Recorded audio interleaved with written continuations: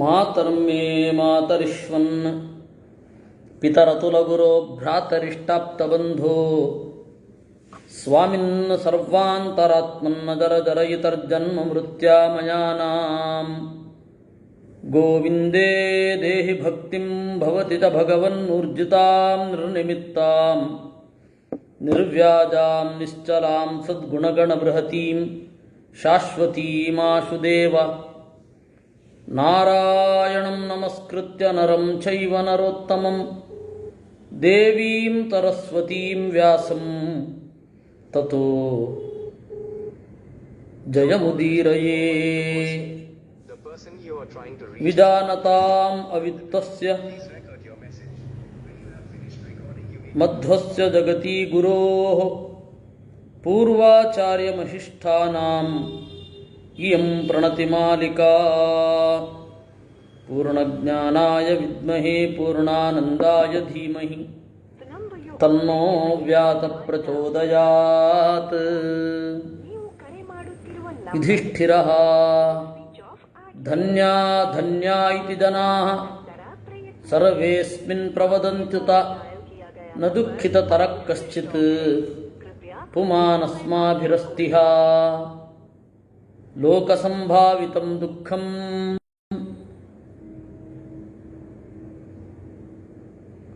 ಲೋಕಸಂಭಾವಿತಂ ದುಃಖಂ ಯತ್ಪ್ರಾಪ್ತಂ ಕುರು ಸತ್ತಮ ಪ್ರಾಪ್ಯ ಜಾತಿಂ ಮನುಷ್ಯೇಷು ದೇವೈರಪಿ ಪಿತಾಮಹ.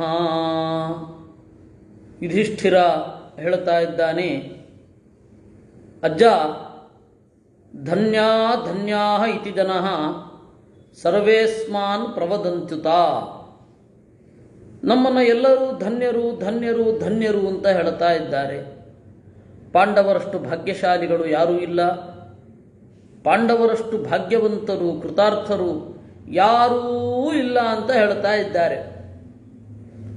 ನ ದುಃಖಿತ ತರಃ ಕಶ್ಚಿತ್ ಪುಮಾನ್ ಅಸ್ಮಾಭಿರಸ್ತಿ.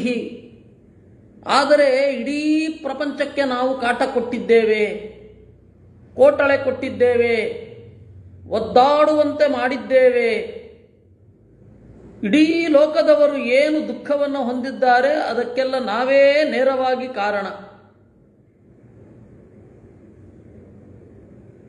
ಕದಾ ವಯಂ ಕರಿಷ್ಯಾಮಃ ಸನ್ಯಾಸಂ ದುಃಖಭೇಷಜಂ ದುಃಖಮೇತಚ್ಛರೀರಾಣಾಂ ಧಾರಣಂ ಕುರು ಸತ್ತಮ. ನಮಗೆ ಇರುವ ಪ್ರಶ್ನೆ ಅಂತ ಹೇಳಿದ್ರೆ, ನಾವು ಯಾವಾಗ ಜನರಿಗೆ ಒಳ್ಳೇದು ಮಾಡ್ತೇವೆ? ನನಗನ್ನಿಸ್ತಾ ಇದೆ, ನಮ್ಮ ಬಾಳೇ ಒಂದು ದೊಡ್ಡ ಅನರ್ಥ ಅಂತ. ವಿಮುಕ್ತ ಸಪ್ತದಶಭಿಃ ಹೇತುಭೂತೈಶ್ಚ ಪಂಚಭಿಃ ಇಂದ್ರಿಯಾರ್ಥೈರ್ಗುಣೈಶ್ಚೈವ ಅಷ್ಟಾಭಿಶ್ಚ ಪಿತಾಮಹ. ಜ್ಞಾನೇಂದ್ರಿಯ 7, ಕರ್ಮೇಂದ್ರಿಯ ಹಾಗೂ ವಿಷಯಗಳು 10, ಮಣ್ಣು ನೀರು ಗಾಳಿ ಆಕಾಶ ಭೂಮಿ ಅಂತನ್ನುವ 5. ಅಲ್ಲ, ನಾವು ಹೇಗೆ ಬಿಡುಗಡೆ ಹೊಂದುತ್ತೇವೆ ಹೇಳಿ ಅಂದರು. ಜಗತ್ತೆಲ್ಲ ನಮ್ಮನ್ನು ಕೊಂಡಾಡ್ತಾ ಇದೆ. ವ್ರಜಂತಿಯೇ ಪುನರ್ಭಾವಂ ಮುನಯ. ಕರೆಕ್ಟ್ ಆಗುತ್ತೆ. ಈಗ ಕ್ಲೀನಾಗಿ ಬರುತ್ತೆ. ಯಾವಾಗ ನಾವು ಈ ರಾಗವನ್ನು ಬಿಟ್ಟು ಈ ದ್ವೇಷವನ್ನು ತೊರೆದು ಜನರಿಗೆ ಸುಖವನ್ನು ಕೊಡುವುದು, ಜನರೆಲ್ಲ ನಮ್ಮನ್ನು ಹೊಗಳ್ತಾ ಇದ್ದಾರೆ, ನೀವು ಒಳ್ಳೆಯವರು ಒಳ್ಳೆಯವರು ಒಳ್ಳೆಯವರು ಅಂತ. ನಮಗೇನೋ ನಾವು ಒಳ್ಳೆಯವರು ಅಂತ ಅನ್ನಿಸ್ತಾ ಇಲ್ಲ. ಎಂತ ಮಾಡೋದು? ಎಲ್ಲ ಒಳ್ಳೆಯವರು ಅಂತ ಆಗಬೇಕಾದ್ರೆ ಎಲ್ಲರಿಗೂ ಒಳ್ಳೆಯದಾಗಬೇಕು, ಆ ತರಹ ನಾವಿರಬೇಕು. ಎಲ್ಲರಿಗೂ ಒಳ್ಳೆಯದಾಗುವ ಸಾಧ್ಯತೆ ಇದೆಯಾ ಅಂತಂದರೆ ಇಲ್ಲ ಅಂತ ಉತ್ತರ. ಏಕೆಂದರೆ ನಮ್ಮಿಂದ ಅಷ್ಟು ಭಯಾನಕವಾದ ಕೃತ್ಯಗಳು ಜರುಗಿ ಹೋಗಿವೆ. ಏನು ಮಾಡೋಣ? ನಾನೇನು ಮಾಡಲಿ? ನಮ್ಮ ಬಗ್ಗೆ ನಮಗೆ ತೃಪ್ತಿ ಇಲ್ಲದೆ ಹೋದರೆ ಜಗತ್ತಲ್ಲಿ ಏನಿದ್ರೇನು? ಬೇರೆಯವರು ತಿಳ್ಕೊಳ್ಳೋದಕ್ಕಿಂತ ನಮ್ಮನ್ನು ನಾವು ಚೆನ್ನಾಗಿ ತಿಳ್ಕೊಂಡಿದ್ದೀವಿ. ಬೇರೆಯವರು ಏನು ತಿಳ್ಕೊಂಡಿದ್ದಾರೆ ನಮ್ಮ ಬಗ್ಗೆ? ಓ ಧನ್ಯರು, ಓ ಕೃತಾರ್ಥರು, ಇಡೀ ಭೂಮಿಗೆ ಚಕ್ರವರ್ತಿಗಳಾದರು, ತಮ್ಮ ಪರಾಕ್ರಮ, ತಮ್ಮ ಒಂದು ಶಕ್ತಿ ಅಂತ. ನಮಗೆ ಯಾಕೋ ಇಷ್ಟು ಒಳ್ಳೆಯವರು ನಮಗನ್ನಿಸ್ತಾ ಇಲ್ಲ. ಏನು ಮಾಡೋಣ? ಈ ದುಃಖ ಇದೆಯಲ್ಲ, ಇದು ದುಃಖ ಬಹಳ ಟೆರಿಬಲ್. ಇದು ನಾನು ಒಂದು ರೀತಿಯಲ್ಲಿ ಅನುಭವಿಸ್ತಾ ಇರುವ ದುಃಖ ಇದು. ಜನ ನನ್ನನ್ನು ಎಷ್ಟು ಅಂದ್ಕೊಂಡಿದ್ದಾರೋ ಹಾಗೆ ನಾವು ಅಷ್ಟು ಇರೋದಿಲ್ಲ ಅಂತ. ಉತ್ಪ್ರೇಕ್ಷೆಗಳಿರುತ್ತೆ ಅವರ ತಿಳುವಳಿಕೆಯಲ್ಲಿ ನಮ್ಮ ಬಗ್ಗೆ. ನನ್ನ ಕೆಟ್ಟತನದ ಬಗ್ಗೆ ಆಗಿರಬಹುದು, ನನ್ನ ಒಳ್ಳೆಯತನದ ಬಗ್ಗೆ ಆಗಿರಬಹುದು, ಎಲ್ಲ ಉತ್ಪ್ರೇಕ್ಷೆ ಇರುತ್ತೆ ಅಂತ ಅವನ ಅಭಿಪ್ರಾಯ. ಭೀಷ್ಮ ನಾಸ್ತ್ಯನಂತಂ ಮಹಾರಾಜ ಸರ್ವಂ ಸಂಖ್ಯಾನಗೋಚರಂ ಪುನರ್ಭಾವೋಪಿ ಸಂಖ್ಯಾತೋ ನಾಸ್ತಿ ಕಿಂಚಿದಿಹಾಚಲಂ. ಇದಕ್ಕೆ ಭೀಷ್ಮಾಚಾರ್ಯರು ಕೊಡುವ ಉತ್ತರ ಒಂದು ಮೂಲ ಎದ್ದು. ಅವನು ಕೇಳಿದ, ಯಾವಾಗ ನಾವು ಇದರಿಂದ ಬಿಡುಗಡೆ ಹೊಂದುತ್ತೇವೆ? ಬಿಡುಗಡೆ ಹೊಂದೋದೇ ಇಲ್ವಾ ಅಂತ ಅವನ ಪ್ರಶ್ನೆಯ ಅಭಿಪ್ರಾಯ ಆಗಿತ್ತು. ಅದಕ್ಕೆ ಭೀಷ್ಮಾಚಾರ್ಯರು ಹೇಳಿದ್ರು, ಇಲ್ಲಪ್ಪ, ಯಾವುದೂ ಅನಂತವಾದದ್ದಿಲ್ಲ, ಸಂಸಾರವೂ ಅನಂತವಲ್ಲ, ಅನಾದಿಯಾಗಿರಬಹುದು, ಅನಂತ ಅಲ್ಲ. ಅಂದರೆ ಈ ಪಂಚಭೂತಗಳ ಬಂಧನಕ್ಕೆ, ಮನಸ್ಸಿನ ಬಂಧನಕ್ಕೆ, ಕರ್ಮದ ಬಂಧನಕ್ಕೆ ನಾವು ಸಿಲುಕಿದ್ದೇವೆ. ಇದು ಅನಾದಿಯಾಗಿರಬಹುದು, ಆದರೆ ಯಾವುದೋ ಒಂದು ಎಂಡಿದೆ ಇದಕ್ಕೆ. ದುಃಖವೋ ಸುಖವೋ ಬಿಡುಗಡೆ ಆಗ್ತೀವಿ. ನ ಚಾಪಿ ಗಮ್ಯತೆ ರಾಜನ್ ನೈಚ ದೋಚ ಪ್ರತಂಗತಃ ಉದ್ಯೋಗಾದೇವ ಧರ್ಮಜ್ಞಾಃ ಕಾಲೇನೈವ ಗಮಿಷ್ಯಥ. ಇನ್ನು ಈ ದೋಷ ಪೂರ್ಣವಾಗಿ ಯಾರ ದೋಷವೂ ತಿಳಿಯೋದಿಲ್ಲ, ಹಾಗೆ ಪೂರ್ಣವಾಗಿ ಯಾರ ಗುಣವೂ ತಿಳಿಯೋದಿಲ್ಲ. ಹೇಗೆ ಬಿಡುಗಡೆಯಾಗೋದು ಅಂತಂದರೆ ಉದ್ಯೋಗ, ಯತ್ನ ಬೇಕು, ಪ್ರಯತ್ನ ಇರಬೇಕು, ಅದಕ್ಕೆ ಕಾಲ ಸಹಕಾರ ಕೊಡಬೇಕು. ಆಗ ಈ ಸಂಸಾರದಿಂದ ಬಿಡುಗಡೆ. ಇದೇ ತತ್ವ. ಈ ದೃಶೋ ಯತತೆ ದೇಹಿ ಸತತಂ ಪುಣ್ಯಪಾಪಯೋ ತತ ಏವ ಸಮುತ್ಥೇನ ತಮಸಾ ವೃದ್ಧ ಏವ ಚ. ಜೀವ ಪುಣ್ಯ ಪಾಪಗಳಿಗೆ ಸಿಕ್ಕಾಕೊಂಡಿರ್ತಾನೆ. ಆ ಪುಣ್ಯದಿಂದ ಮತ್ತು ಪಾಪದಿಂದ ಏನೊಂದು ಅಜ್ಞಾನವೋ ಏನೋ ಇರುತ್ತಲ್ಲ, ಅದರ ತಡೆಗೊಳಗಾಗಿರ್ತಾನೆ. ಹೀಗಾಗಿ ಅವನು ಪೂರ್ತಿಯಾಗಿ ಗೋಚರ ಆಗಲ್ಲ. ಯಥಾಂಜನಮಯೋ ವಾಯು ಪುನರ್ಮಾನಶೀಲಂ ರಜಃ ಅನುಪ್ರವಿಶ್ಯ ತದ್ವರ್ಣೋ ದೃಶ್ಯತೆ ರಂಜಯನ್ ದಿಶಃ. ಅದಕ್ಕೆ ಒಂದು ಉದಾಹರಣೆ ಕೊಡ್ತಾರೆ. ಜೀವ ಯಾಕೆ ಈ ಸಂಸಾರದಲ್ಲಿ ಇದ್ದಾನೆ? ಜೀವ ಶುದ್ಧ, ಶುದ್ಧನಾದ ಜೀವ ಸಂಸಾರದಲ್ಲಿ ಹೇಗಿದ್ದಾನೆ ಅಂದರೆ ಅಂಜನಮಯೋ ವಾಯು, ಕಾಡಿಗೆಯೋ ಹೊಗೆಯೋ ಇಂದ ಕೂಡಿರುತ್ತೆ. ಹೊಗೆ ಕಪ್ಪಲ್ಲ, ಗಾಳಿ ಕಪ್ಪಲ್ಲ. ಗಾಳಿ ಹೊಗೆಯಿಂದ ಕೂಡಿ ಕಪ್ಪಾಗಿ ತೋರುತ್ತೆ, ಕಪ್ಪು ಹೊಗೆ ಹೇಳುತ್ತೆ. ಅಲ್ಲಿ ಇರುವ ಗಾಳಿ ಕಪ್ಪಲ್ಲ. ಸ್ವಲ್ಪ ಹೊತ್ತಾದ ಮೇಲೆ ಆ ಹೊಗೆಯ ಕಪ್ಪು ಹೋಗಿ ಕೇವಲ ಗಾಳಿ ಇರುತ್ತೆ. ಆ ರೀತಿ ಜೀವನೂ ಕೂಡ ತನ್ನಲ್ಲಿ ಬರಮಾಡಿಕೊಂಡ ಗುಣಗಳಿಂದ ಇವತ್ತಲ್ಲ ನಾಳೆ ಬಿಡುಗಡೆ ಆಗೇ ಆಗ್ತಾನೆ. ತಥಾ ಕರ್ಮ ಫಲೈರ್ದೇಹಿ ರಂಜಿತಸ್ತಮಸಾವೃತಃ ವಿವರಣೋ ವರ್ಣಮಾಶ್ರಿತ್ಯ ದೇಹೇಶು ಪರಿವರ್ತತೆ. ಹಾಗೆ ಕರ್ಮಫಲಗಳಿಂದ ಬೇರೆ ಬೇರೆ ಬಣ್ಣವನ್ನು ಪಡೆದ ಜೀವ ಒಂದು ವರ್ಣವನ್ನು ಹೊಂದಿ ದೇಹದಲ್ಲಿ ತಿರುಗ್ತಾ ಇರ್ತಾನೆ. ಅಂದರೆ ಯಾವುದೋ ಒಂದು ವರ್ಣ, ಬ್ರಾಹ್ಮಣನೋ ಕ್ಷತ್ರಿಯನೋ ವೈಶ್ಯನೋ ಶೂದ್ರನೋ ಆಗಿ ತಿರುಗ್ತಾ ಇರ್ತಾನೆ.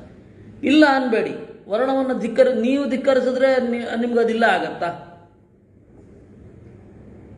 ಯಾವುದೋ ಒಂದು ಮಾಡಲೇಬೇಕು. ಜೀವನದಲ್ಲಿ ಒಂದೋ ಜ್ಞಾನದಿಂದ ಬದುಕಬೇಕು, ಒಂದೋ ಆಡಳಿತ ಮಾಡಿ ಬದುಕಬೇಕು, ಒಂದೋ ವ್ಯಾಪಾರ ಮಾಡಿ ಬದುಕಬೇಕು. ಒಂದು ಸರ್ವಿಸ್ ಸೆಕ್ಟರ್ನಲ್ಲಿ ಇರಬೇಕು. ಈ 4 ಬಿಟ್ಟು ಇನ್ನೇನು ಮಾಡಲಿಕ್ಕಾಗತ್ತೆ ಜೀವನದಲ್ಲಿ? ಏನು ಮಾಡಿದ್ರೂ ಇಷ್ಟರ ಒಳಗಡೆನೇ ಸೇರ್ಕೊಂಡಿರ್ತಾನೆ. ಹೀಗೆ ಈ ವರ್ಣ ಏನಿದೆ, ಬಣ್ಣ, ವರ್ಣ ಅಂದರೆ ನೋಡಿ ಅದೇ ಬಣ್ಣ ಆಗಿತ್ತು, ವರ್ಣವೇ ಬಣ್ಣ. ಈ ಬಣ್ಣವನ್ನು ಹೊಂದಿದ ಜೀವ ಇಲ್ಲೆಲ್ಲ ತಿರುಗಾಡ್ತಾ ಇರ್ತಾನೆ. ಈ ದೇಹದಲ್ಲಿ ಬೇರೆ ಬೇರೆ ದೇಹಗಳಲ್ಲಿ ತೊಡಗಿರ್ತಾನೆ. ಆದರೆ ಅದೊಂದು ಸ್ವಭಾವವಾ? ಇಲ್ಲ. ಸ್ವಭಾವ ಆಗೋದು ಯಾವುದು? ಅಂತಿಮವಾಗಿ ಅವನು ಯಾವುದರಿಂದ ದೇವರ ಸೇವೆ ಮಾಡಬೇಕು ಅಂತ ಇರ್ತಾನೋ ಅದೇ. ಇದು 2 ತರಹ ಕ್ರಮ ಇದೆ. ವರ್ಣ ಸ್ವಾಭಾವಿಕವಾದದ್ದು ಒಂದು, ಔಪಾಧಿಕವಾದದ್ದು ಇನ್ನೊಂದು. ಸ್ವಾಭಾವಿಕವಾದದ್ದು ಅಂತಂದರೆ ಸಜ್ಜನರಿಗೆ ಮಾತ್ರ ಈ ವರ್ಣಗಳಿರೋದು. ಸ್ವಾಭಾವಿಕವಾದ ವರ್ಣ ಸಜ್ಜನರಿಗೆ ಮಾತ್ರ ಇರೋದು. ಯಾಕೆಂದರೆ ಅವರು ಆ ವರ್ಣದಿಂದ ದೇವರನ್ನು ಆರಾಧನೆ ಮಾಡ್ತಾರೆ. ಋಷಿಗಳು ಇವರೆಲ್ಲ ಸ್ವಾಭಾವಿಕವಾದ ಬ್ರಾಹ್ಮಣ ವರ್ಣದವರು. ದೇವತೆಗಳು ವರ್ಣ ಇಲ್ಲ, ಅದರಲ್ಲೂ ಮಾತ್ರ ದೇವತೆಗಳಿಗೆ ವರ್ಣ ಇಲ್ಲ, ವರ್ಣಾಭಿಮಾನ ಇದೆ.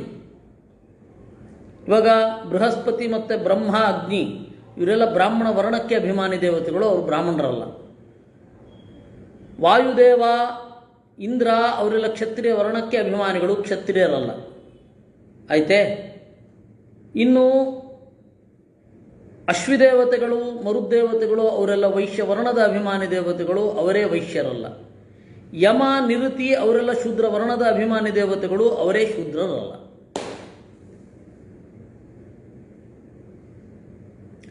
ಇದು ಇರುವಂಥದ್ದು. ಇದು ಶಾಸ್ತ್ರದ ರೀಡಿಂಗ್ ಬಿಟ್ವೀನ್ ದ ಲೈನ್ಸ್ ಗೊತ್ತಾಗುವಂಥದ್ದು. ಶಾಸ್ತ್ರದಲ್ಲೇ ಹೀಗಿಲ್ಲ, ಸ್ಪಷ್ಟವಾಗಿ ಇದಿಲ್ಲ. ಅದರಿಂದಾಗಿ ದೇಹಿ ಅಂತಂದರೆ ಸಾಮಾನ್ಯ ಜೀವನನ ಸಾಮಾನ್ಯವಾಗಿ ಹೇಳ್ತಾ ಇರೋದು. ಈ ವರ್ಣವನ್ನು ಆಶ್ರಯಿಸಿ ಅವನೇನು ಮಾಡ್ತಾನೆ? ದೇಹದಲ್ಲಿ ತಿರುಗಾಡ್ತಾ ಇರ್ತಾನೆ.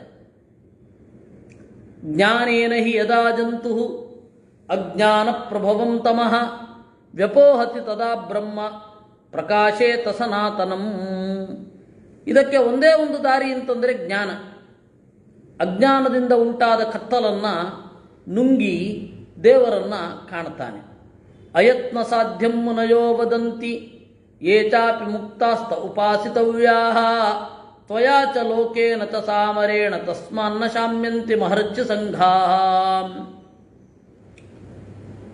ಅಯತ್ನ ಸಾಧ್ಯಂ ಮುನಯೋ ವದಂತಿ. ಪ್ರಯತ್ನ ಪಡದೆ ಯಾವುದೂ ಸಾಧಿಸೋದಿಲ್ಲ. ಪ್ರಯತ್ನ ಪಟ್ಟೇ ಎಲ್ಲ ಸಾಧನೆ ಮಾಡಬೇಕು, ಅನಿವಾರ್ಯ. ಲೋಕದಲ್ಲಿ ಪ್ರಯತ್ನ ಇಲ್ಲದೆ ಯಾವುದು ಸಾಧನೆ ಆಗತ್ತೆ ಹೇಳಿಬಿಡಿ. ಪ್ರಯತ್ನವಿಲ್ಲದೆ ಲೋಕದಲ್ಲಿ ಏನೂ ಸಾಧನೆ ಆಗಲ್ಲ. ಎಲ್ಲಕ್ಕೂ ಪ್ರಯತ್ನ ಬೇಕೇ ಬೇಕು. ಯಾರು ಈ ಪ್ರಯತ್ನದಿಂದ ಮುಕ್ತರಾಗಿರ್ತಾರೆ ಅವ್ರನ್ನ ಉಪಾಸನೆ ಮಾಡಬೇಕು. ಮುಕ್ತರಾದವರು ಯಾರು? ಸಿಂಪಲ್. ಬ್ರಹ್ಮದೇವರು, ಮುಖ್ಯ ಪ್ರಾಣ, ಆಮೇಲೆ ಲಕ್ಷ್ಮೀದೇವಿ, ನಾರಾಯಣ, ಇಷ್ಟೇ ಜನ. ಏಚಾಪಿ ಮುಕ್ತಾಹ ತ ಉಪಾಸಿತವ್ಯಾಹ, ಅವರನ್ನು ಉಪಾಸನೆ ಮಾಡಬೇಕು. ತ್ವಯಾಚ ಲೋಕೇನ ಚ ಸಾಮರೇಣ, ಇವರೆಲ್ಲರನ್ನು ಉಪಾಸನೆ ಯಾರು ಮಾಡಬೇಕು? ದೇವತೆಗಳಿಂದ ಹಿಡಿದು ಮನುಷ್ಯ ಜಂತುವಿನವರೆಗೂ ಪ್ರತಿಯೊಬ್ಬರೂ ಉಪಾಸನೆ ಮಾಡಬೇಕು, ಈ 4 ಜನರನ್ನು.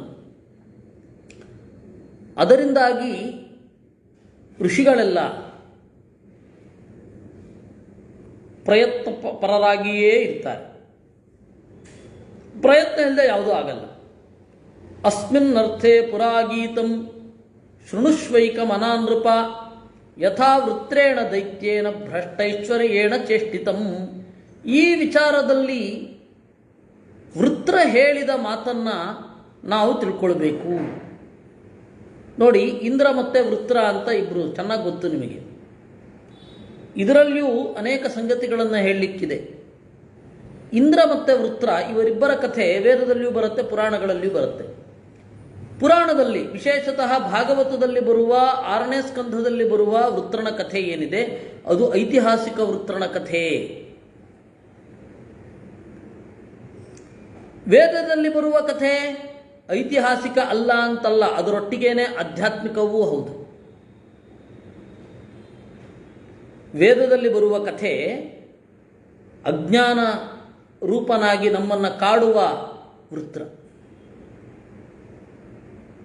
ಆವೃಣೋತಿ, ನಮ್ಮನ್ನು ಮುಚ್ಚಿ ಹಾಕ್ತಾನೆ, ನಮ್ಮ ಸ್ವರೂಪವನ್ನು ಮುಚ್ಚಿ ಹಾಕ್ತಾನೆ. ಆದ್ದರಿಂದಾಗಿ ವೃತ್ರ ಅಂದರೆ ಅಜ್ಞಾನ. ಎಲ್ಲಿ? ವೇದದಲ್ಲಿ.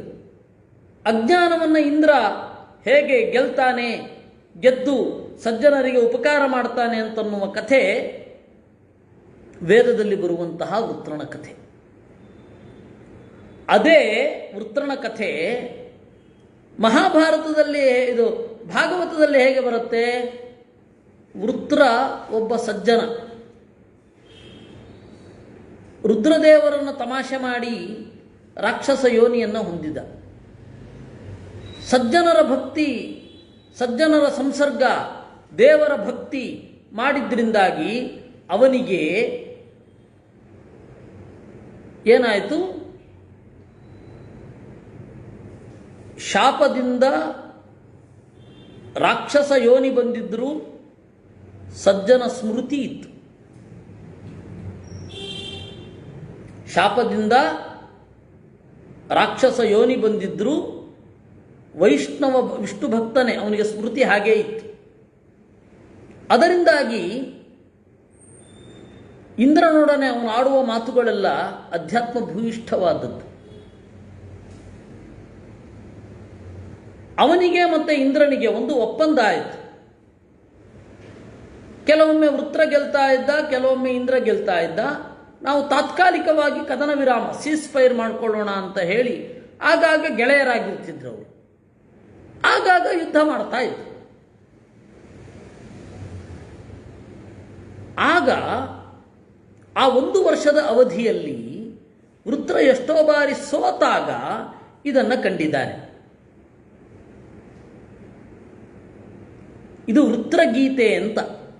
ಭಾಗವತದಲ್ಲಿ ವೃತ್ರಗೀತೆ ಇಲ್ಲ, ಇದೆ ಸೂಕ್ಷ್ಮವಾಗಿ, ವೃತ್ರಗೀತೆ ಅಂತಿಲ್ಲ, ಇಲ್ಲಿ ವೃತ್ರಗೀತೆ ಇದೆ. ಭ್ರಷ್ಟೈಶ್ವರ್ಯಂ ಪುರಾವೃತ್ತಂ ಉಶನಾ ವಾಕ್ಯಮಬ್ರವೀತ್. ಶುಕ್ರಾಚಾರ್ಯರು ಕೇಳಿದ್ರಂತೆ, ಏನಂತ? ಕಚ್ಚಿತ್ ಪರಾಜಿತ ಸ್ಯಾದ್ಯ ನವ್ಯಥಾ ತೆಸ್ತಿದಾನವಾ. ಓ ವೃತ್ರನೇ, ಸೋತೋಗಿದೆಯಲ್ಲಪ್ಪ, ದುಃಖ ಇಲ್ವ ನಿನಗೆ ಅಂತ. ಅದಕ್ಕೆ ವೃತ್ರ ಹೇಳ್ತಾನೆ, ಸತ್ಯೇನ ತಪಸಾ ಚೈವ ವಿದಿತ್ವಾ ಸಂಕ್ಷಯಂ ಹ್ಯಹಂ ನ ಶೋಚಾಮಿ ನ ಹೃಷ್ಯಾಮಿ ಭೂತಾನಾಮಾಗತಿಂ ಗತಿಂ. ನನ್ನಲ್ಲಿ ಯಾವಾಗ ಸತ್ಯ ಕಡಿಮೆ ಆಗಿದೆಯೋ ಆಗ ಸೋಲ್ತೇನಪ್ಪ, ಯಾವಾಗ ತಪಸ್ಸು ಕಡಿಮೆ ಆಗಿದೆಯೋ ಆಗ ಸೋಲ್ತೇನಪ್ಪ. ಅದರಿಂದಾಗಿ ದುಃಖ ಪಡೋದೇನಿದೆ ಇದರಲ್ಲಿ? ಇದು ಜೀವನ ಸಹಜವಾದ ನಡೆ, ಏರಿಕೆ ಮತ್ತು ಇಳಿತ. ಏರಿಳಿತಗಳು ಜೀವನದ ಅತ್ಯಂತ ಸಹಜವಾದ ನಡೆ. ಕಾಲ ಸಂಚೋದಿತ ಜೀವಾ ಮಜ್ಜಂತಿ ನರಕೇ ವಶಾಃ ಪರಿಭ್ರಷ್ಟಾನಿ ಸರ್ವಾಣಿ ದಿವ್ಯಾನ್ಯಾಹುರ್ಮನೀಷಿಣಃ.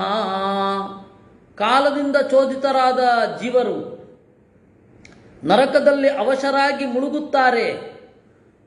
ಪರಿಭ್ರಷ್ಟಾನಿ ಸರ್ವಾಣಿ ದಿವ್ಯಾನ್ಯಾಹುರ್ಮನೀಷಿಣಃ.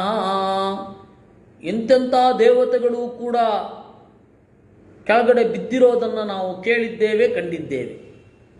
ದುಃಖ ಯಾಕೆ? ನಾನು ಸೋತೆ ಅಂತ ಯಾಕೆ ದುಃಖ ಆಗಬೇಕು? ಜೀವನದಲ್ಲಿ ಎಲ್ಲರ ನಡೆ ಅದು. ಪ್ರತಿಯೊಬ್ಬರಿಗೂ ಸೋಲಿರುತ್ತೆ, ಗೆಲುವಿರುತ್ತೆ. ಕ್ಷಪಯಿತ್ವಾತು ತಂ ಕಾಲಂ ಗಣಿತಂ ಕಾಲಚೋದಿತಾಃ ಸಾವಶೇಷೇನ ಕಾಲೇನ ತಂ ಭವಂತಿ ಪುನಃ ಪುನಃ. ಕಾಲಪ್ರಚೋದಿತರಾಗಿ ಎಲ್ಲಿಯೋ ಸಿಲುಕಿ ಬಿದ್ದು ಸೋತೋ ಗೆದ್ದೋ ಆಮೇಲೆ ಮತ್ತೆ ಸೋಲನ್ನೋ ಗೆಲುವನ್ನೋ ಪಡಿತಾರೆ. ಗೆದ್ದವರು ಸೋಲ್ತಾರೆ, ಸೋತವರು ಗೆಲ್ತಾರೆ. ಅದರಲ್ಲೇನಿದೆ? ತಿರ್ಯಜ್ಞೋನಿತ ಹಸ್ರಾಣಿ ಗತ್ವಾ ನರಕಮೇವ ಚ ನಿರ್ಗಚ್ಚಂತ್ಯವಶಾ ಜೀವಾಃ ಕಾಲಬಂಧ ನಿಬಂಧನಾಃ. ಈ ಕಾಲನಾಮಕ ಪರಮಾತ್ಮನ ಸಂಕಲ್ಪದಿಂದಲೇ ಸಾವಿರಾರು ತಿರ್ಯಜ್ಞೋನಿಗಳನ್ನು ಹೊಂದುತ್ತಾರೆ, ನರಕವನ್ನು ಹೊಂದುತ್ತಾರೆ, ಮತ್ತೆ ಮನುಷ್ಯ ಜನ್ಮಕ್ಕೆ ಬರ್ತಾರೆ. ಏವಂ ಸಂಸರಮಾಣಾನಿ ಅಹಂ ಭೂತಾನಿ ದೃಷ್ಟವಾನ್ ಯಥಾ ಕರ್ಮ ತಥಾ ಲಾಭ ಇತಿ ಶಾಸ್ತ್ರ ನಿದರ್ಶನಂ. ಆ ಕಾರಣದಿಂದ ಜೀವರು ನಿರಂತರವಾಗಿ ಸಂಸರಮಾಣಾನಿ ತಿರುಗುತ್ತಾ ಇರ್ತಾರೆ. ಇಲ್ಲಿಂದ ಅಲ್ಲಿಗೆ ಬರ್ತಾರೆ, ಅಲ್ಲಿಂದ ಇಲ್ಲಿಗೆ ಬರ್ತಾರೆ. ಒಟ್ಟಾರೆ ತಾತ್ಪರ್ಯ ಏನು ಗೊತ್ತಾ? ಕರ್ಮ ಹೇಗಿದೆಯೋ ಹಾಗೆ ಲಾಭ ಅಷ್ಟೆ. ತಿರ್ಯಗತಿಂತು ಗಚ್ಚಂತಿ ಮಾನುಷ್ಯಂ ದೈವಮೇವ ಚ ಸುಖ ದುಃಖೇ ಪ್ರಿಯೇ ದ್ವೇಷ್ಯೇ ಚರಿತ್ವಾ ಪೂರ್ವಮೇವ ಚ ಕೃತಾಂತ ವಿಧಿ ಸಂಯುಕ್ತ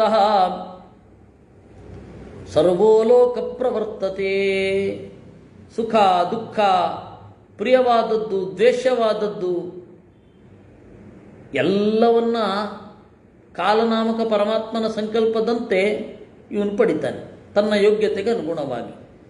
ಗತಂ ಗಚ್ಚಂತಿ ಚಾಧ್ವಾನಂ ಸರ್ವಭೂತಾನಿ ಸರ್ವದಾ ಕಾಲ ಸಂಖ್ಯಾನ ಸಂಖ್ಯೇಯಂ ಸೃಷ್ಟಿಸ್ಥಿತಿ ಪರಾಯಣಂ. ಪ್ರತಿಯೊಬ್ಬ ಜೀವನು ತುಳಿದ ದಾರಿಯನ್ನೇ ತುಳಿಯುತ್ತಾನೆ. ಇದು ಕಾಲನ ಶಕ್ತಿ. ತಂಭಾಷಮಾಣಂ ಭಗವಾನ್ ಉಶನಾ ಪ್ರತ್ಯಭಾಷತ. ಆಗ ಶುಕ್ರಾಚಾರ್ಯರಿಗೆ ಸಿಟ್ಟು ಬರುತ್ತೆ. ಅವರು ಬೈತಾರೆ ವೃತ್ರನನ್ನ, ಇಮಾನ್ ದುಷ್ಟ ಪ್ರಲಾಪಾನ್ಸ್ತ್ವಂ ತಾತಕಸ್ಮಾತ್ ಪ್ರಭಾಷಸೆ. ಈ ತಲಹರಟೆ ಎಲ್ಲ ಯಾರು ಹೇಳ್ಕೊಟ್ಟವ್ರು ನಿನಗೆ? ಯಾಕೆ ಇದನ್ನೆಲ್ಲ ಮಾತಾಡ್ತಾ ಇದ್ದೀ ಅಂತ ಕೇಳ್ತಾರೆ ಶುಕ್ರಾಚಾರ್ಯರು. ವೃತ್ರಃ ಪ್ರತ್ಯಕ್ಷಮೇತದ್ಭವತಃ ತಥಾನ್ಯೇಷಾಂ ಮನೀಚಿಣಾಂ ಮಯಾ ಯಜ್ಜಯಲುಬ್ಧೇನ ಪುರಾ ತಪ್ತಂ ಮಹತ್ತಪಃ. ಆಗ ಒಂದು ಚೂರು ಸಿಟ್ಟು ಮಾಡ್ಕೊಳ್ಳೋಲ್ಲ ವೃತ್ರ. ಕೂಲಾಗಿ ಉತ್ತರ ಕೊಡ್ತಾನೆ, ನಿಮಗೇನು ನಾನು ಹೇಳಿರೋದು ನಿಮಗೆ ಗೊತ್ತಿಲ್ಲದೆ ಇರೋದೇ? ನಿಮಗೆ ಗೊತ್ತಿರೋದನ್ನೇ ತಾನೆ ನಾನು ಹೇಳಿದ್ದು. ಪ್ರತ್ಯಕ್ಷಮೇತದ್ಭವತಃ, ನಿಮಗೆಲ್ಲರಿಗೂ ಗೊತ್ತಿದೆ. ತಥಾ ಅನ್ಯೇಷಾಂ ಮನೀಚಿಣಾಂ, ಹಾಗೆ ಬೇರೆಯ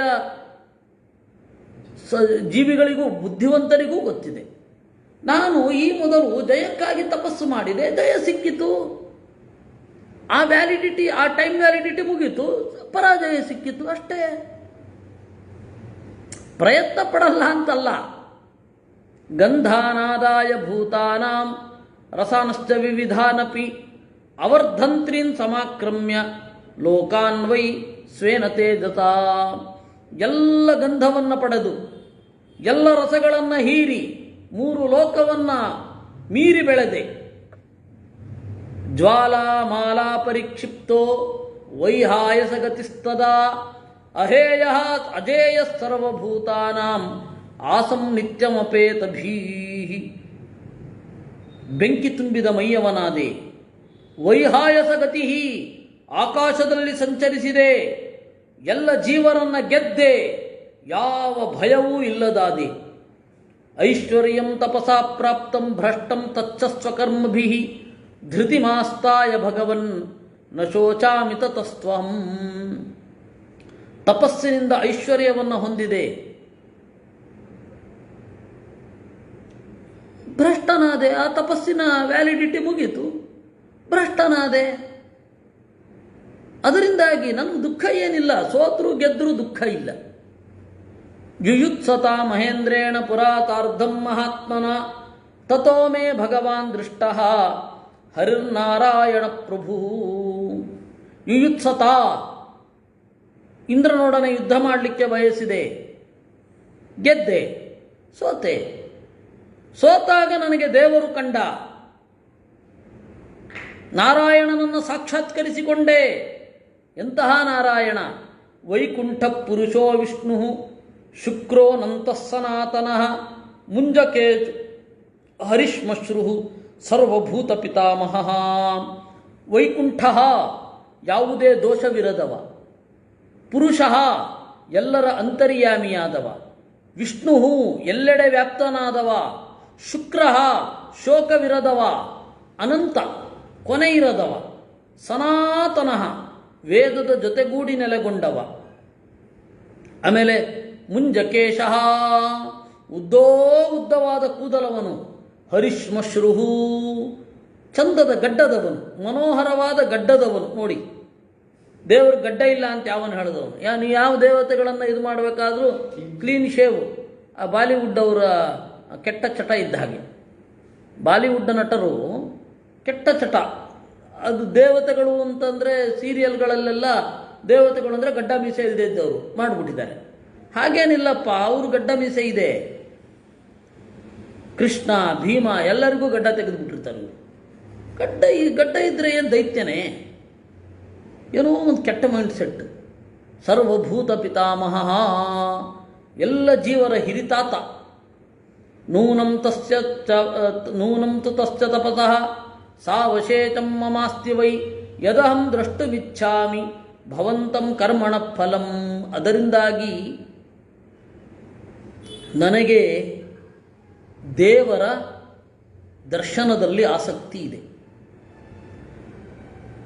ನನಗೆ ಸುಖ ಆದರೂ ದುಃಖ ಆದರೂ ನಾನು ಕಾಣಬೇಕು ಅಂತ ಬಯಸೋದು ದೇವರನ್ನು. ನನ್ನ ಕೆಲಸಗಳಿಂದ ಸುಖವನ್ನೋ ದುಃಖವನ್ನೋ ನಾನು ಹೊಂದೋದೆ. ಅದಕ್ಕೆ ನಾನು ದುಃಖ ಪಡಬಾರದು. ಕೆಟ್ಟದ್ದನ್ನು ಒಳ್ಳೆಯದನ್ನು ಹೊಂದಿದ್ರೂ ಸುಖ ದುಃಖ ಆಗಬಾರದು. ಒಳ್ಳೆಯದು ಹೊಂದಿದರೆ ಸುಖ ಅಹಂಕಾರವಾಗಿ ಪರಿಣಾಮ ಆಗಬಾರದು. ಕೆಟ್ಟದ್ದನ್ನು ಹೊಂದಿದರೆ ಆ ಒಂದು ಕೆಟ್ಟದ್ದು ದುಃಖವಾಗಿ ಪರಿಣಾಮ ಆಗಬಾರದು. ಆ ತರಹ ಮನಸ್ಸನ್ನು ಟ್ರೈನ್ ಮಾಡಿಕೊಂಡಿದ್ದೇನೆ ನಾನು. ಕಸ್ಮಾತ್ ಭೂತಾನಿ ಜಾಯಂತೆ ಪ್ರವರ್ತಂತೆ ಪುನಃ ಪುನಃ ಕಿಂ ವಾ ಫಲಂ ಪರಂ ಪ್ರಾಪ್ಯ ಜೀವಸ್ತಿಷ್ಠತಿ ಶಾಶ್ವತಃ. ಅದರಿಂದ ಯಾವ ಕರ್ಮದಿಂದ ಈ ಫಲವನ್ನು ಹೊಂದಬೇಕು, ದೇವರನ್ನು ಕಾಣಬೇಕು, ಏನಾಗಬೇಕು? ಈಗ ನಾನು ದೇವರನ್ನು ಕಂಡಿದ್ದೇನೆ, ಇನ್ನೂ ಕಾಣಬೇಕಿದೆ, ಇನ್ನೂ ಕೂಡ ನೋಡಬೇಕಿದೆ. ತಾತ್ಕಾಲಿಕವಾಗಿ ದೇವರನ್ನು ಹೊಂದಿದ್ದೇನೆ, ಪೂರ್ತಿಯಾಗಿ ಅವನ ಸಾಕ್ಷಾತ್ಕಾರ ಆಗಬೇಕು. ಅದಕ್ಕೆ ಏನು ಮಾಡಬೇಕು ಅಂತ ಹೇಳು. ಇತೀದ ಮುಕ್ತಸ್ಸ ಮುನಿಸ್ತದಾನೀಂ ಪ್ರತ್ಯಾಹಯತ್ತ ಶೃಣುರಾಜಸಿಂಹ ಮಯೋಚ್ಯಮಾನಂ ಪುರುಚರಚಭತ್ವಂ ಅನನ್ಯಚಿತ್ತ ಸಹ ಸೋದರೀಯೈ. ಈ ರೀತಿ ವೃತ್ರ ಹೇಳಿದಾಗ ಶುಕ್ರಾಚಾರ್ಯರು, ಭೇಷ್, ಸತ್ಯಕ್ಕೆ ಹತ್ತಿರ ಇದ್ದೀಯ, ನಾನು ಹೇಳೋದಷ್ಟೇ ಉಳಿತು. ನಾನು ಬೈದಾಗಲೂ ಕೂಡ ನೀನು ಬೇಸರ ಮಾಡಿಕೊಳ್ಳಿಲ್ಲ. ಅದರಿಂದಾಗಿ ನನ್ನ ಪರೀಕ್ಷೆಯಲ್ಲಿ ನೀನು ಉತ್ತೀರ್ಣನಾದೆ. ಈಗ ಹೇಳ್ತೇನೆ ಕೇಳು ಅಂತ ಹೇಳಿದ ಅನ್ನುವಲ್ಲಿಗೆ 263ನೇ ಅಧ್ಯಾಯ. ಇನ್ನು ಶುಕ್ರಾಚಾರ್ಯರು ವೃತ್ರನಿಗೆ ಏನು ಹೇಳ್ತಾರೆ ಅಂತ ಹೇಳಿ ನಾವೀಗ ನೋಡಬೇಕು. ಶುಕ್ರಾಚಾರ್ಯರು ಹೇಳ್ತಾ, ಅದು 264ನೇ ಅಧ್ಯಾಯ. ನಮಸ್ತಸ್ಮೈ ಭಗವತೆ ದೇವಾಯ ಪ್ರಭವಿಷ್ಣವೇ ಯಸ್ಯ ಪೃಥ್ವೀತಲಂ ಪಾದಾಃ ಆಶಾವೈ ಬಾಹುಗೋಚರಾಃ. ಇದೆಲ್ಲ ಉಪನಿಷತ್ತಿನ ಉಪಾಸನೆಯ ತುಣುಕುಗಳು. ದೇವರಿಗೆ ನಮಸ್ಕಾರ. ಯಾರ ಕಾಲು ಭೂಮಿಯೋ, 4 ದಿಕ್ಕುಗಳು ಯಾರ ತೋಳುಗಳಂತಿವೆಯೋ, ಮೂರ್ಧಾತಸ್ಯತ್ವನಂತಸ್ಯ ಸ್ಥಾನಂ ದಾನವಸತ್ತಮ, ವೈಕುಂಠದಲ್ಲಿ ಯಾರ ತಲೆ ಇದೆಯೋ ಅಂತಹ ದೇವರ ಉತ್ತಮವಾದ ಮಾಹಾತ್ಮ್ಯವನ್ನು ನಿನಗೆ ಹೇಳ್ತೇನೆ. ತಸ್ಯಾಹಂತೆ ಪ್ರವಕ್ಷ್ಯಾಮಿ ವಿಷ್ಣೋರ್ಮಾಹಾತ್ಮ್ಯಮುತ್ತಮಂ. ಎಲ್ಲದಕ್ಕೂ ಏಕಮೂಲಿಕಾ ಪ್ರಯೋಗ ದೇವರ ಮಹತ್ವವನ್ನು ತಿಳಿಯೋದು. ಭೀಷ್ಮ ತಯೋಸ್ಸಂವದತೋರೇವಂ ಆಜಗಾಮ ಮಹಾಮುನಿ ಸನತ್ಕುಮಾರೋ ಧರ್ಮಾತ್ಮ ಸಂಶಯಚ್ಛೇದನಾಯ ವೈ. ಹೀಗೆ ಇಬ್ಬರು ಮಾತನಾಡ್ತಾ ಇರುವಾಗ ಸನತ್ಕುಮಾರ ಋಷಿಗಳು ಬಂದರು. ಬಹಳ ಒಳ್ಳೆಯ ಸೈನ್. ಸನತ್ಕುಮಾರರಂತಹ ಜ್ಞಾನಿಗಳು ಬಂದು ವೃತ್ರನಿಗೆ ಉಪದೇಶ ಮಾಡ್ತಾ ಇದ್ದಾರೆ. ಸಪೂಜಿತೋ ಸುರೇಂದ್ರೇಣ ಮುನಿನಾ ಉಶನತಾ ತಥಾ ನಿಶಸಾದ ಆತನೇ ರಾಜನ್ ಮಹಾರ್ಹೇ ಮುನಿಪುಂಗವ. ಆಗ ಅವರಿಬ್ಬರು ನೋಡಿ ಸನತ್ಕುಮಾರರನ್ನು ಆದರದಿಂದ ಸ್ವಾಗತಿಸಿ ಪೂಜಿಸಿದರು. ತಮಾಸೀನಂ ಮಹಾಪ್ರಾಜ್ಞಂ ಉಶನಾ ವಾಕ್ಯಮಬ್ರವೀತ್. ಆಗ ಶುಕ್ರಾಚಾರ್ಯರು ಹೇಳ್ತಾರೆ, ಬ್ರೂಹ್ಯಸ್ಮೈ ದಾನವೇಂದ್ರಾಯ ವಿಷ್ಣೋರ್ಮಾಹಾತ್ಮ್ಯಮುತ್ತಮಂ. ಪೂಜ್ಯರೇ, ಸನತ್ಕುಮಾರರೇ, ದೇವರ ಮಹತ್ವವನ್ನು ಈ ವೃತ್ರನಿಗೆ ಹೇಳಿ ಅಂತಾರೆ. ಭೀಷ್ಮ ಸನತ್ಕುಮಾರಸ್ತು ವಚ ಶ್ರುತ್ವಾ ಚಾಹ ವಚೋರ್ಥವತ್ ವಿಷ್ಣೋರ್ಮಾಹಾತ್ಮ್ಯ ಸಂಯುಕ್ತಂ ದಾನವೇಂದ್ರಾಯ ಧೀಮತೆ. ಆಗ ಸನತ್ಕುಮಾರರು ದೇವರ ಮಹತ್ವವನ್ನು ಹೇಳ್ತಾರೆ. ಏನಂತ? ಶೃಣು ಸರ್ವಮಿದಂ ದೈತ್ಯ ವಿಷ್ಣೋರ್ಮಾಹಾತ್ಮ್ಯಮುತ್ತಮಂ ವಿಷ್ಣೋ ಜಗತ್ಸಿತಂ ಸರ್ವಂ ಇತಿ ವಿದ್ಧಿ ಪರಂತಪ. ಓ ದೈತ್ಯನೇ, ದೇವರ ಮಹಿಮೆಯನ್ನು ಕೇಳು. ನಾರಾಯಣನ ವಶದಲ್ಲಿ ಇಡೀ ಜಗತ್ತು ಇದೆ. ತಸ್ಮಿನ್ ಗಚ್ಚಂತಿ ವಿಲಯಂ ತಸ್ಮಾಚ್ಚ ಪ್ರಭವಂತಿ ಸೃಜತ್ಯೇಷ ಮಹಾಬಾಹೋ ಭೂತಗ್ರಾಮಂ ಚರಾಚರಂ. ಎಲ್ಲವೂ ಅವನಲ್ಲಿ ಸೇರುತ್ತವೆ, ಎಲ್ಲವೂ ಅವನಿಂದ ಹುಟ್ಟುತ್ತವೆ.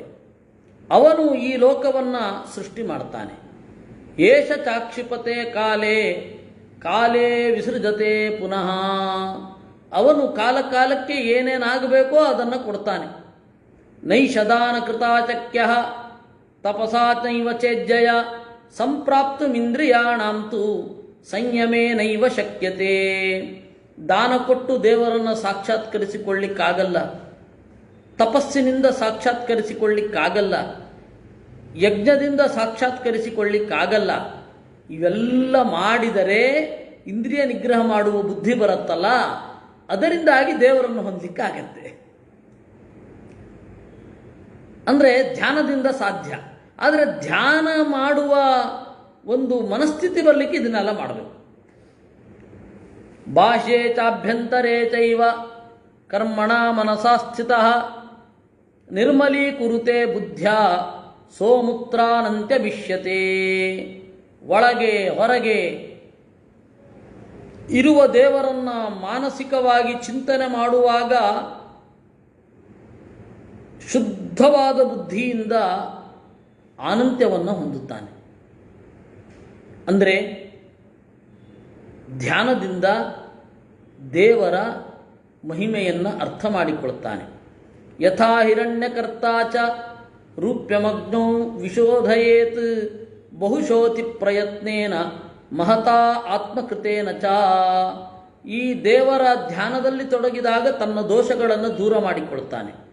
ಹೇಗೆ? ಹಿರಣ್ಯಕರ್ತ ಬಂಗಾರದವನ್ನು ಕರಗಿಸಿ ಬೇರೆ ಆಭರಣಕ್ಕೆ ಮಾರ್ಪಡಿಸುವವ ಬೆಳ್ಳಿಯನ್ನೆಲ್ಲ ಶೋಧನೆ ಮಾಡ್ತಾನೆ. ಆ ರೀತಿ ಬೆಳ್ಳಿಯಂತೆ ಬೇರೆ ಏನು ಕಿಟ್ಟಗಳಿದೆ ಅದನ್ನು ಬೇರೆ ಮಾಡ್ತಾನೆ. ತದ್ವಜ್ಜಾತಿ ಶತೈರ್ಜೀವ ಶುದ್ಧತೆ ಅಲ್ಪೇನ ಕರ್ಮಣ ಯತ್ನೇನ ಮಹತಾ ಚೈವಾಪ್ಯೇಕಜಾತೌ ವಿಶುದ್ಧತೆ. ಅದೇ ರೀತಿ ನೂರಾರು ಜನ್ಮಗಳಲ್ಲಿ ಪ್ರಯತ್ನಪಟ್ಟು ಜೀವ ಶುದ್ಧನಾಗುತ್ತಾನೆ. ಜೀವ ಬಂಗಾರ ಇದ್ದ ಹಾಗೆ. ಬಂಗಾರದಂತೆ ಇರುವ ಜೀವ ತನ್ನ ಒಳಗಡೆ ಸೇರಿಕೊಂಡ ಅನೇಕ ಮಲಗಳನ್ನು ಕೊಳೆಗಳನ್ನು ತೊಳೆದುಕೊಳ್ಳೋದು ದೇವರೆಂಬ ಬೆಂಕಿಯ ಅರಿವಿನಿಂದ. ಲೀಲಯಾಲ್ಪಂ ಯಥಾ ಗಾತ್ರಾತ್ ಪ್ರಮೃಜ್ಯಾತ್ ಆತ್ಮನೋರಜಃ ಬಹುಜಾತಿ ಪ್ರಯತ್ನೇನ ದೋಷ ನಿರ್ಹರಣಂ ತಥಾ. ಇದು ಒಂದೇ ಜನ್ಮದಲ್ಲಿಯೂ ಆಗಬಹುದು, ಬಹಳ ಜನ್ಮಗಳಲ್ಲಿಯೂ ಆಗಬಹುದು. It depends. ಅವರವರ ಒಂದು ಪ್ರಯತ್ನದ ಮೇಲೆ ಇದು ಡಿಪೆಂಡ್ ಆಗುತ್ತೆ. ದೇವರ ಮೇಲೆ, ದೇವರ ಅನುಗ್ರಹದ ಹಿನ್ನೆಲೆಯಲ್ಲಿ ಅವರವರಿಗೆ ಅದು ಫಲಿಸುತ್ತೆ. ಯಥಾ ಚಾಲ್ಪೇನ ಮಾಲ್ಯೇನ ವಾಸಿತಂ ತಿಲತರ್ಪಿಷಂ ನ ಮುಂಚತಿ ಸ್ವಕಂ ಗಂಧಂ ತಥಾ ಸೂಕ್ಷ್ಮಸ್ಯ ದರ್ಶನಂ. ಈಗ ಎಳ್ಳು, ಆಮೇಲೆ ಸರ್ಷಪ, ಸಾಸಿವೆ, ಅದರದ್ದು ಎಣ್ಣೆ ಇರುತ್ತೆ. ಆ ಸಾಸಿವೆಯ ಎಣ್ಣೆ ತಡಿಲಿಕ್ಕಾಗಲ್ಲ ಕೆಲವರಿಗೆ. ಅದಕ್ಕೆ ನಮಗೆ ಉತ್ತರದ ಅಡಿಗೆ ಯಾಕೆ ಕಷ್ಟ ಅಂದರೆ ಸಾಸಿವೆ ಎಣ್ಣೆಯ ಆ ಪರಿಮಳ, ಉಗ್ರವಾದ ಪರಿಮಳ ತಡಿಲಿಕ್ಕಾಗಲ್ಲ ನಮಗೆ. ದಕ್ಷಿಣದವರಿಗೆ. ಹಾಗೆ ಎಳ್ಳಿನ ಉಗ್ರವಾದ ವಾಸನೆ ಅವ್ರಿಗೆ ತಡೀಲಿಕ್ಕಾಗಲ್ಲ. ಅದಕ್ಕೆ ಎರಡು ಉದಾಹರಣೆ ಕೊಟ್ಬಿಟ್ರೆ, ಅದು ಸ್ವಲ್ಪ ಹೂವು ಇದ್ದರೆ ಅಲ್ಪೇನ ಮಾಲ್ಯೇನ, ಸ್ವಲ್ಪ ಹೂವಿನಿಂದ ಎಳ್ಳಿನ ಅಥವಾ ಸಾಸಿವೆಯ ಎಣ್ಣೆಯ ದುರ್ಗಂಧವನ್ನು ತಡಿಲಿಕ್ಕಾಗಲ್ಲ. ಹೇಗೋ ಹಾಗೇ ಸ್ವಲ್ಪ ಪ್ರಯತ್ನದಿಂದ ಆ ಬಹುಜನ್ಮದ ಏನೊಂದು ಸಂಸ್ಕಾರ ಹೋಗುವುದು ಕಷ್ಟ ಇದೆ. ಬಹಳ ಪ್ರಯತ್ನದಿಂದ ಆಗಬಹುದು, ಅದಕ್ಕೆ ಬಹಳ ಜನ್ಮಗಳ ಪ್ರಯತ್ನದಿಂದಲೂ ಆಗಬಹುದು. ತದೇವ ಬಹುಭಿರ್ಮಾಲ್ಯೈ ವಾಸ್ಯಮಾನಂ ಪುನಃ ಪುನಃ ವಿಮುಚ್ಯತಂ ಸ್ವಕಂ ಗಂಧಂ ಮಾಲ್ಯಗಂಧೇವ ತಿಷ್ಠತೆ. ಬಹಳ ಹೂವಿದ್ದಾಗ ಹೂವಿನ ಪರಿಮಳ ಆ ಸಾಸಿವೆಯ ಎಣ್ಣೆಯ ದುರ್ಗಂಧವನ್ನು ಮುಚ್ಚಿ ಹಾಕುತ್ತೆ. ಆ ರೀತಿ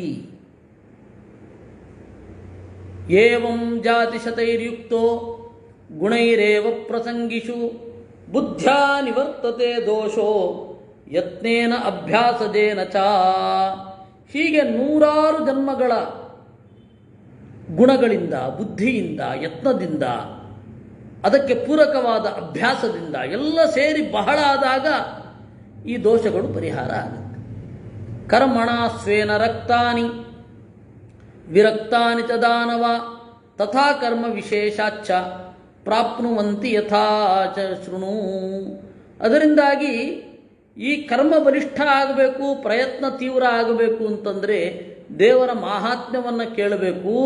ತದಾನುಪೂರ್ವಾದ್ವ್ಯಾಖ್ಯಾಸ್ಯೆ ತದಿಹೈಕ ಮನಾಶೃಣು. ಮತ್ತೆ ಕೇಳು ಆ ದೇವರ ಮಹಿಮೆಯನ್ನ ಅಂತ ಹೇಳುವಲ್ಲಿಗೆ 264ನೇ ಅಧ್ಯಾಯ. ಸನತ್ ಕುಮಾರ ಅನಾದಿನಿಧನ ಶ್ರೀಮಾನ್ ಹರಿರ್ನಾರಾಯಣ ಪ್ರಭು ಸವೈ ಸೃಜತಿ ಭೂತಾನಿ ಚರಾಣಿ ಸ್ಥಾವರಾಣಿ ಚ. ಅನಾದಿನಿಧನ, ತುದಿ ಮೊದಲಿರದ ಸಂಪನ್ನನಾದ ನಾರಾಯಣ ಹರಿಯು ಜೀವರನ್ನು ಸೃಷ್ಟಿ ಮಾಡುತ್ತಾನೆ. ಚರ ಎನಿಸಿದ ತಿರ್ಯಕ್ ಪ್ರಾಣಿಗಳು ಮತ್ತು ಮನುಷ್ಯರು, ಸ್ಥಾವರ ಎನಿಸಿದ ಮರಗಳು.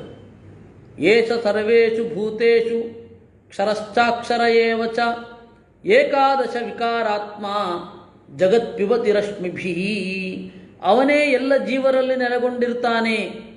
ಏಕಾದಶ ವಿಕಾರಾತ್ಮ, 11 ವಿಕಾರಗಳನ್ನು ಹೊಂದಿಸಿ, 11 ಇಂದ್ರಿಯಗಳಿಂದ ವಿಕಾರವನ್ನು ಹೊಂದಿಸಿ, ಅಂದರೆ ಪಂಚ ಜ್ಞಾನೇಂದ್ರಿಯಗಳು, ಪಂಚಕರ್ಮೇಂದ್ರಿಯಗಳು 10 ಆಯಿತು.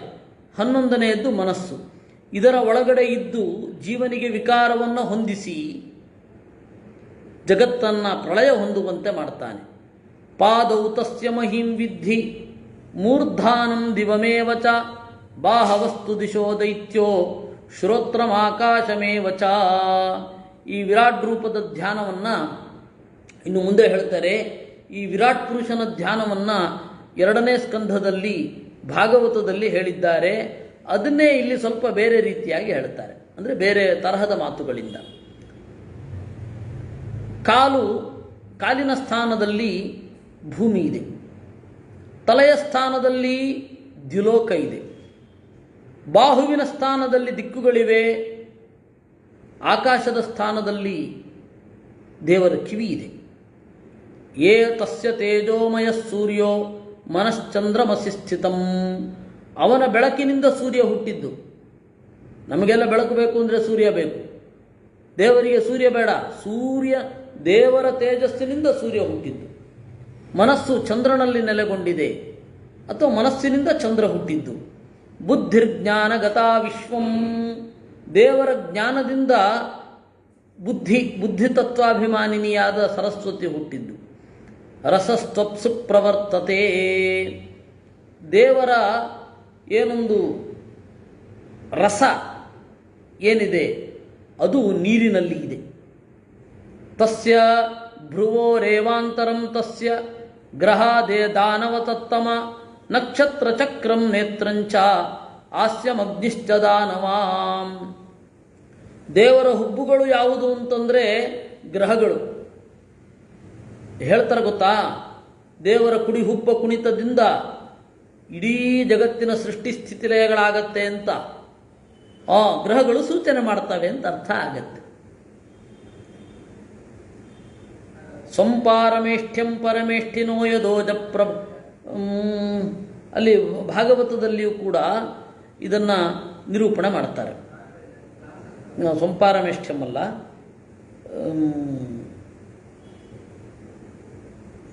ನಕ್ಷತ್ರ ಚಕ್ರಂ ಗತಿಮಾಮನಂತಿ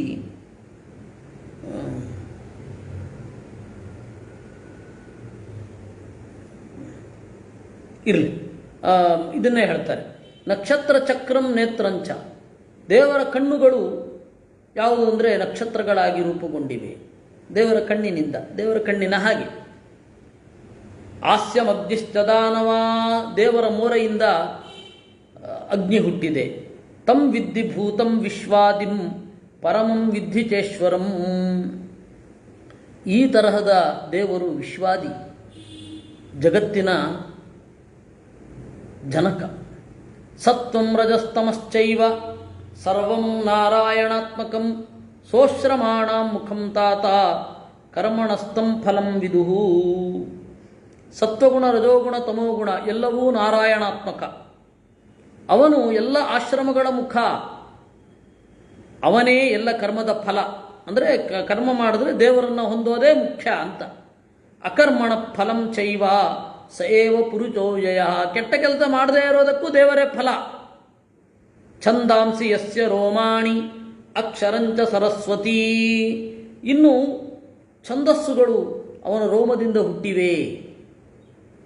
ಬಹುವಾಶ್ರಯೋ ಬಹುಮುಖೋ ಧರ್ಮೋ ಹೃದಯ ಸಮಾಸ್ಥಿತ, ಬಹಳ ವಸ್ತುಗಳಲ್ಲಿ ನೆಲೆಗೊಂಡ ಬಹಳ ಡೈಮೆನ್ಷನ್ಗಳನ್ನು ಹೊಂದಿರುವ ಧರ್ಮ ದೇವರ ಹೃದಯದಲ್ಲಿದೆ, ಹೃದಯದಿಂದ ಹುಟ್ಟಿದೆ. ಸಬ್ರಹ್ಮ ಪರಮೋ ಧರ್ಮ ಸತಪಸ್ಸರಸಶ್ಚಯ, ಅದರಿಂದಾಗಿ ಧರ್ಮಕ್ಕೆ ಏನು ಫಲ ಅಂದರೆ ದೇವರನ್ನು ಹೊಂದೋದೇ ಫಲವೇ ವಿನಃ ರಾಜಕೀಯಕವಾದ ಪ್ರಯೋಜನ ಅಲ್ಲ. ಈ ತೀರಾ ದೇವರು ಅಂತನ್ನೋದು ರಾಜಕೀಯಕವಾದ ಫಲ ಅಂತ ಮಾಡಿಬಿಟ್ಟಿದ್ದಾರೆ. ಈ ಅಬ್ರಾಮಿಕ್ ರಿಲಿಜನ್ಗಳೆಲ್ಲ ಬಂದು ಧರ್ಮದ ಮುಖ್ಯ ಉದ್ದೇಶ ಏನು ಅಂತಂದರೆ ರಾಜಕೀಯವಾದ ಮೇಲಾಟ ಅಂತ. ಅದೊಂದು ದೊಡ್ಡ ಪ್ರಾಬ್ಲಮ್. ಧರ್ಮದ ಫಲ ಏನು? ನಾವು ಬಹಳ ಜನ ಜಾಸ್ತಿ ಆಗೋದು, ಕನ್ವರ್ಷನ್ ಮಾಡ್ಕೊಳ್ಳೋದು, ಒಂದು ಸಂಸ್ಕೃತಿಯ ಮೇಲೆ ಹಿಡಿತ ಸಾಧಿಸಿ ಆ ಸಂಸ್ಕೃತಿಯನ್ನು ಇಲ್ಲ ಅಂತ ಮಾಡಿ ನಮ್ಮ ಸಂಸ್ಕೃತಿಗೆ ಎಲ್ಲರನ್ನ ಬರಮಾಡಿಕೊಂಡು ನಮ್ಮ ಲೈಫ್ ಸ್ಟೈಲನ್ನು ಗೊಳಿಸಿ ನಮ್ಮ ದೇವರು ಅಂತ ನಾವೇನು ಆರಾಧನೆ ಮಾಡ್ತೇವೆ ಅಥವಾ ದೇವರು ಅಂತ ಯಾವುದನ್ನು ಭ್ರಮಿಸಿದ್ದೇವೆ ಅದನ್ನು ಇವರು ಕೂಡ ಮಾಡಿ ನಮ್ಮವರು ಅಂತ ಮಾಡ್ಕೊಂಡ್ಬಿಡೋದು. ನಮ್ಮವರು ಅಂತ ಮಾಡ್ಕೊಂಡು ಎಂತ ಮಾಡೋದು? ಎಲ್ಲವನ್ನು ನಮ್ಮ ಹತೋಟಿಯಲ್ಲಿ ಇಟ್ಕೊಳ್ಳೋದು, ಅದು ಅವ್ರ ಮೋಟೋ. ಆದರೆ ಆ ತರಹ ಮಾಡಿದ್ರೆ ಮುಕ್ತಿ ಸಿಗತ್ತೆ ಅಂತೇಳಿ ಅವ್ರ ಮತದಲ್ಲಿಯೇ ಇಲ್ಲ. ದೇವರು ಬಹಳ ಪ್ರೀತನಾಗ್ತಾನೆ ಅಂತ ಅವ್ರ ಮತದಲ್ಲಿಯೇ ಇಲ್ಲ. ದೇವರ ಪ್ರೀತಿ ಅಂತ ಅನ್ನೋದಿಲ್ವೇ ಇಲ್ಲ ಅವ್ರಿಗೆ. ಹೇಳ್ತಾರೆ ಲವ್ ಗಿವ್ ಅಂತ, ಗಾಡ್ ಲವ್ಸ್ ಯು ಅಂತ, ಆದರೆ ಅವ್ರ ಗ್ರಂಥದಲ್ಲಿ ಆ ತರಹ ಏನು ಕಾಣಲ್ಲ. ಮತ್ತು ನಿಮ್ಮ ತಪ್ಪಿಗಾಗಿ ನಾನು ಶಿಲುಬೆ ಏರಿದೆ ಅಂದರೆ ಏನರ್ಥ ಅದಕ್ಕೆ? ನೀವು ತಪ್ಪು ಮಾಡಿಕೊಂಡೇ ಇರಿ, ನಾನು ಮಾತ್ರ ನಿಮ್ಮ ಪರವಾಗಿ ಕಷ್ಟಪಡ್ತೀನಿ ಅಂತನ? ಏನು ನಮ್ಮ ಭಾರತೀಯ ಮನಸ್ಸುಗಳಿಗೆ, ಭಾರತೀಯವಾದ ಚಿಂತನೆಗಳಿಗೆ ತೀರಾ ಅಸಂಗತವಾಗಿ ಕಾಣುವಂತೆ ಅಥವಾ ತೀರಾ ಅಸಂಗತವಾಗಿ ಇರುವಂಥದ್ದು. ಅವ್ರನ್ನೇ ಹೋಗಿ ಪ್ರಶ್ನೆ ಕೇಳಿದ್ರು ಅವ್ರಿಗೆಲ್ಲ ಉತ್ತರ ಗೊತ್ತಾಗಲ್ಲ, ಕೇಳೋರು ಯಾರೂ ಇಲ್ಲ. ಎಂತ ಮಾಡೋದು? ಸ್ತೋತ್ರ ಶಸ್ತ್ರಗ್ರಹೋಪೇತ ಷೋಡಶರ್ತ್ವಿಕ್ರತುಶ್ಚ ಸಹ ಪಿತಾಮಹಶ್ಚಂದ್ರಮಸೌ ಅಶ್ವಿನೌ ಚ ಪುರಂದರಃ. ಇನ್ನು ಸ್ತೋತ್ರ ಶಸ್ತ್ರಗ್ರಹೋಪೇತ, ಸ್ತೋತ್ರ ದೇವರ ಸ್ತೋತ್ರ, ಶಸ್ತ್ರ ಗ್ರಹ ಅಂದರೆ ಇವೆಲ್ಲ ಯಜ್ಞಗಳು, ಯಜ್ಞ ಬಲಿ.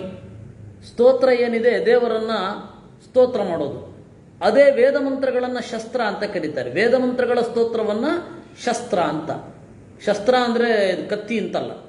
ಗ್ರಹ ಅಂತಂದರೆ ಸೋಮಗ್ರಹ ಮೊದಲಾದವುಗಳು, ಯಜ್ಞಕ್ಕೆ ಸಂಬಂಧಪಟ್ಟ ಗ್ರಹಗಳು. ಇದರಿಂದ ಕೂಡಿರುವ 16 ಜನ ಪುರೋಹಿತರಿರುವ ಯಜ್ಞವೂ ಕೂಡ ದೇವರಿಗಾಗಿಯೇ ಇರೋದು. ಆಯ್ತಾ? ಇನ್ನು ಪಿತಾಮಹಶ್ಚಂದ್ರಮಸೌ ಅಶ್ವಿನೋತ ಪುರಂದರ. ಪಿತಾಮಹ ಚಂದ್ರ, ಅಶ್ವಿ ದೇವತೆಗಳು, ಪುರಂದರ ಮಿತ್ರ ವರುಣ, ಯಮ, ಕುಬೇರ ಇವರೆಲ್ಲರೂ ಕೂಡ ದೇವರ ಸರ್ವೋತ್ತಮತ್ವವನ್ನು ಒಪ್ಪಿ ಮುಂದೆ ನಡೀತಾರೆ. ತೇ ಪೃಥಕ್ ದರ್ಶನಾಸ್ತಸ್ಯ ಸಂವಿದಂತಿ ತದೈಕತಾಂ ಏಕಸ್ಯ ವಿದ್ಧಿ ದೇವಸ್ಯ ಸರ್ವಂ ಜಗದಿದಂ ವಶೇ.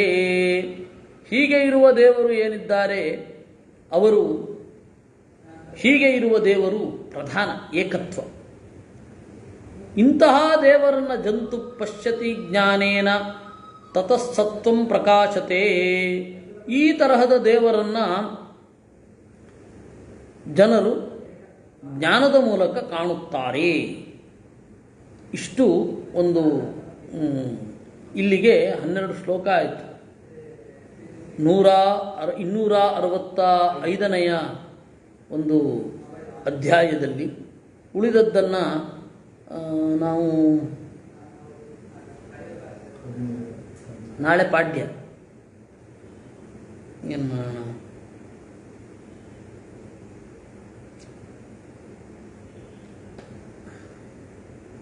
ಮಾಡೋಣ, ನಾಳೆ ನೋಡೋಣ. ಕೃಷ್ಣಾರ್ಪಣ.